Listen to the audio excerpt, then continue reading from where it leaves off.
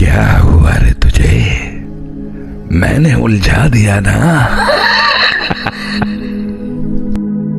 जिंदगी के इस मुश्किल सफर में तू तो मंजिल की जानिब जा रहा था, अपना मकसद पाने की कोशिश कर रहा था। तेरी तरह मैं ये सब नहीं कर सका तो तेरे रास्ते के एक पेड़ के नीचे बैठ गया, तेरे इंतजार में, तेरा मजाक उड़ाने को, तेरी उम्मीद तोड़ने को, तेरा हौसला तोड़ने को, तेरा सफर रोकने को। अरे जीवन में किसे हीरो बनने का शौक नहीं, अपना नाम बनाने का शौक नहीं। क्या हुआ अगर तेरी तरह मेरे में इस मुश्किल सफर को झेलने का हौसला नहीं? अगर मैं इस पेड़ के नीचे बैठे बैठे तुम और तुम जैसों का हौसला तोड़कर, तुम्हें उलझाकर हीरो बन सकता हूं, तो मुझे सहरा की इस तपती रेत में जिल्ले शाह बन के अपने पांव चलाने की क्या जरूरत है रे?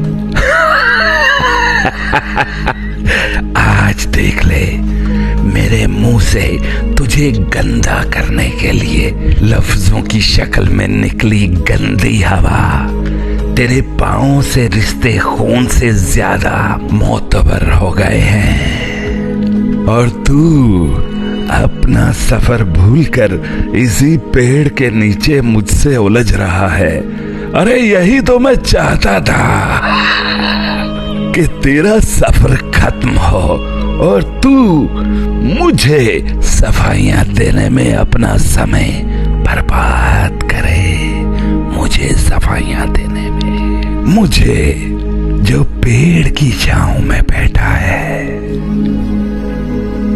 जानता है, मैंने तेरे हाथों से ही तेरे ऊपर सबसे बड़ा जुल्म करवाया है, खुद तरसी का जुल्म। जब कोई खुद पे तरस खाकर वाहे मी सोचने लगता है तो वो अपने ऊपर जुल्म कर रहा होता है, और नतीजा ये निकला कि मेरी वजह से बहादुरी से लड़ने वाला तू अपना हौसला भूलकर खुद पर तरस खाकर रो रहा है। Self pity. जिसे अपनी कुर्बानियों, अपने हौसले पे फख्र होना चाहिए, वो आज मुझे सफाइयां दे रहा है इसी पेड़ के नीचे रुक के, अपना सफर रोक के।